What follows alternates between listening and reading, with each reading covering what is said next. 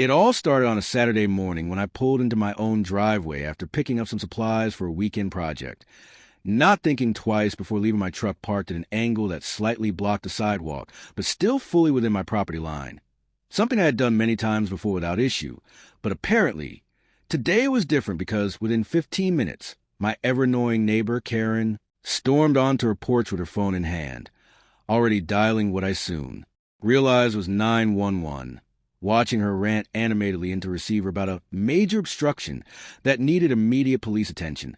And while I could barely believe what I was witnessing, my disbelief turned into outright frustration when 2 squad cars actually pulled up in front of my house as if I had committed some heinous crime, forcing me to step outside and explain to the officers that I wasn't blocking a public roadway, just my own driveway.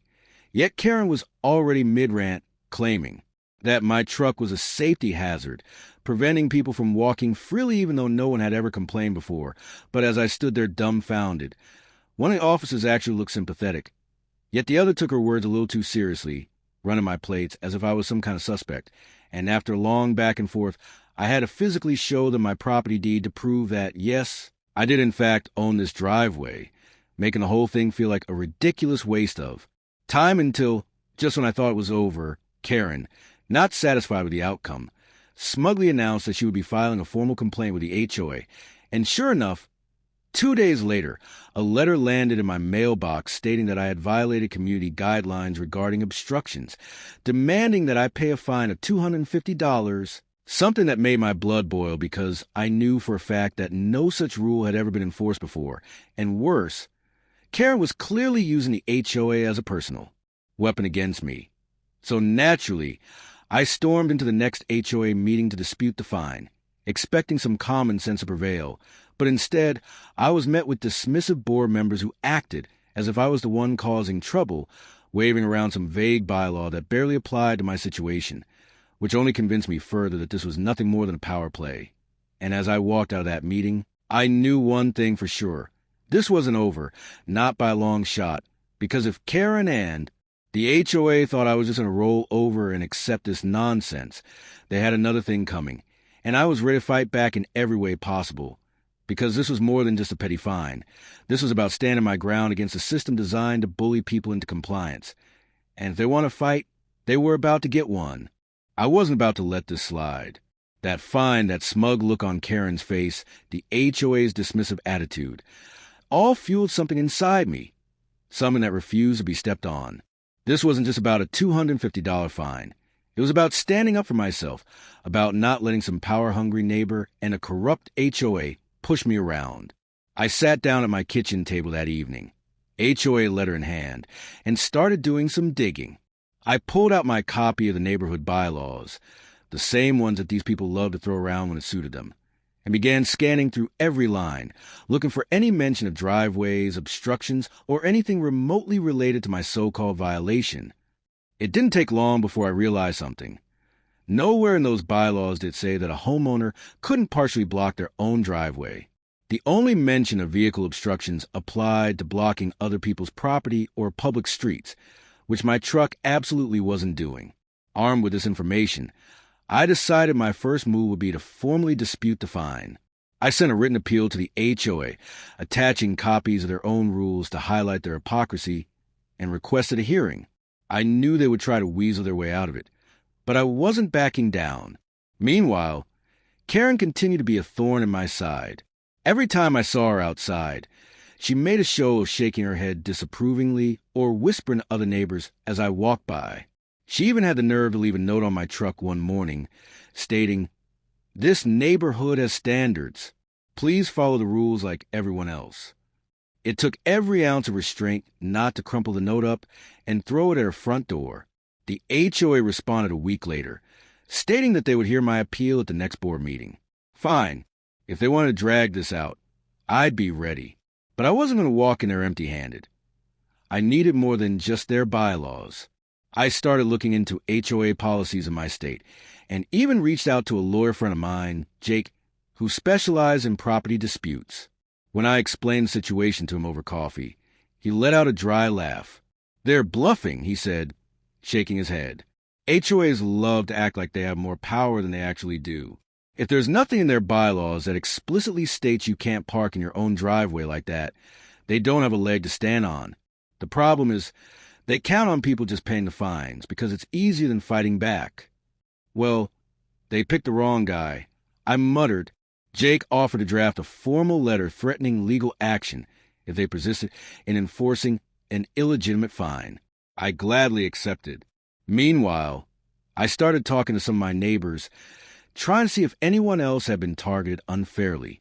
Turns out, I wasn't the only one who had fallen victim to Karen's antics. She had a history of filing complaints over ridiculous things, garden gnomes being unsightly, kids playing too loudly in their own yards, and even someone's Christmas lights staying up too long past the holiday season. Several people had been fined over minor infractions that weren't even real violations. I realized then that this wasn't just about me. Karen and the HOA had been running this neighborhood like their own little kingdom, and I was about to shake things up. The night of the HOA meeting arrived, and I walked in prepared. I had my copy of the bylaws, my appeal letter, Jake's legal notice, and even a few neighbors who had agreed to back me up. The room was packed, more than usual, since word had gotten around about my dispute. Karen sat near the front, arms crossed, her lips pressed into a thin line. The board members looked as smug as ever, as if they had already decided the outcome before I even spoke. I didn't let that intimidate me. When they called me up, I laid out my argument step by step. I pointed out the exact wording in the bylaws, proving that my so-called violation didn't exist. I cited state laws about HOA overreach. I even handed them Jake's letter, making it clear that I was prepared to take this to court if necessary. For the first time, I saw cracks in their confidence. The board members exchanged glances. Karen shifted uncomfortably in her seat. And then, just when I thought I had them cornered, one of them tried a new tactic. Well, the HOA president said, clearing his throat, even if it's not explicitly stated in the bylaws, we have the authority to issue fines for anything that disrupts the harmony of the community. I nearly laughed. So, you're admitting you're just making up rules as you go? A murmur ran through the crowd. I could see a few board members regretting their stance. This wasn't going the way they expected. Finally, after some hushed deliberations, the president sighed. We'll review this matter and make a decision within the week. That wasn't the outright one I wanted, but it was better than nothing. I left that meeting feeling more determined than ever. But Karen, she wasn't done with me yet. The next morning, I woke up to find another HOA violation notice taped to my door. This time, they claimed my trash cans were improperly stored, despite being the exact same spot they had always been. It was obvious retaliation. I took photos, sent another dispute, and prepared for round 2. What I didn't expect was what happened next. That afternoon, I received a call from a local news station. Apparently, word had spread about my fight with the HOA, and they wanted to do a segment on it. They had heard about Karen's history of complaints, about the fines, and about the overreach, and they were interested in exposing the HOA's behavior. I didn't hesitate. Let's do it. By the end of that day, I had reporters asking questions, cameras rolling in front of my house, and a whole lot of neighbors suddenly realizing they weren't alone in their frustrations. Karen, of course, was fuming. She stormed out of her house during one of the interviews, yelling at the reporters about how I was ruining the neighborhood. The cameras caught every second of her meltdown. That night, as I watched the segment air on TV, I knew I had turned the tide. The HOA was being scrutinized like never before. Karen had made a fool of herself, and I was no longer just one guy fighting alone. But this war wasn't over yet. The morning after the news segment aired, I woke up to an overwhelming amount of support from my neighbors. My phone was flooded with messages, some from people in my own neighborhood, others from complete strangers who had dealt with overreaching HOAs and nosy neighbors just like Karen. People were rallying behind me, calling the situation a perfect example of HOA corruption and Karen entitlement at its worst. It was clear that my fight had struck a nerve, but not everyone was pleased. That afternoon, I received an email from the HOA board informing me that an emergency meeting had been scheduled to discuss my behavior and its impact on the community. I almost laughed at the sheer desperation in their wording. They weren't even pretending to be objective anymore.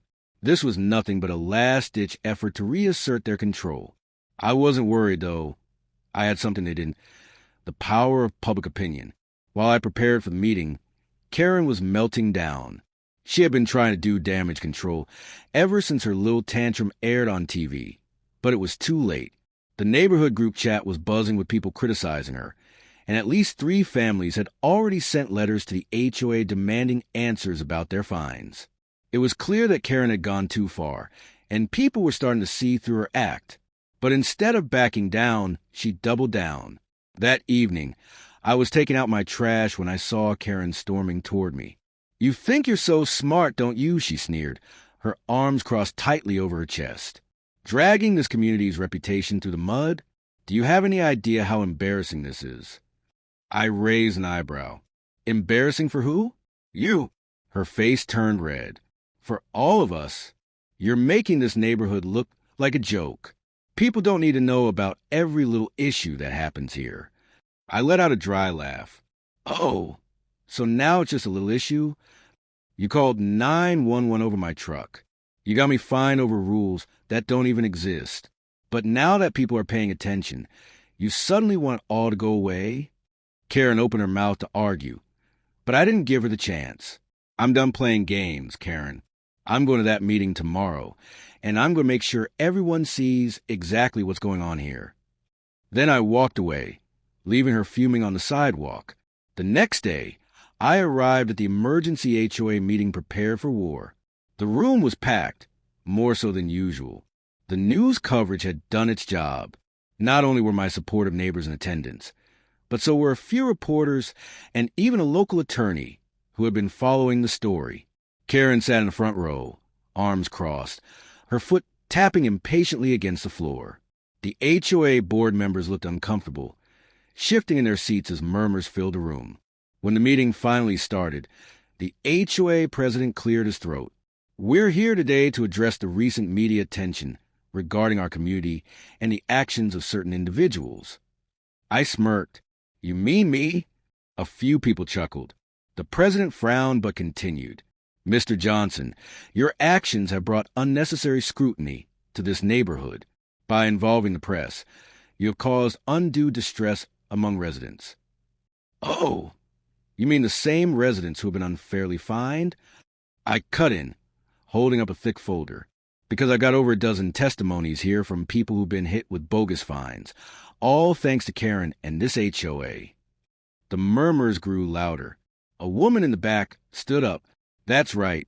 I got fined last year because my garden gnome was too colorful. What kind of rule is that?" Another man chimed in. "I had to pay a $300 fine because my Christmas lights were up a day past New Year's." The HOA president's face paled. "Now, let's all remain civil." But I wasn't done. "And let's talk about the misuse of emergency services." I turned to Karen, whose expression had turned from smug to panicked.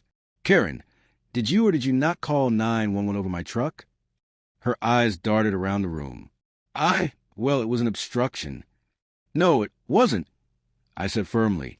"And do you know what the penalty is for making a false 911 call?" I turned toward the attorney who had come to observe. "Would you like to explain?" The lawyer stood up. "Depending on the state, a false emergency report can result in a hefty fine or even jail time. In this case, considering there was no real emergency and police resources were wasted, Karen could be looking at a serious charge." Karen's face drained of color. I didn't." "Oh, but you did," I said, pulling out a printed transcript of the 911 call, which I had obtained through a public records request.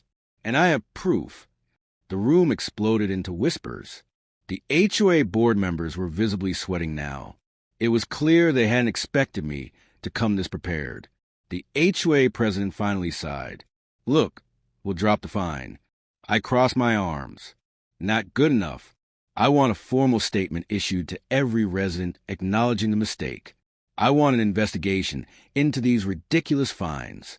And I want Kara removed from any position where she can file complaints."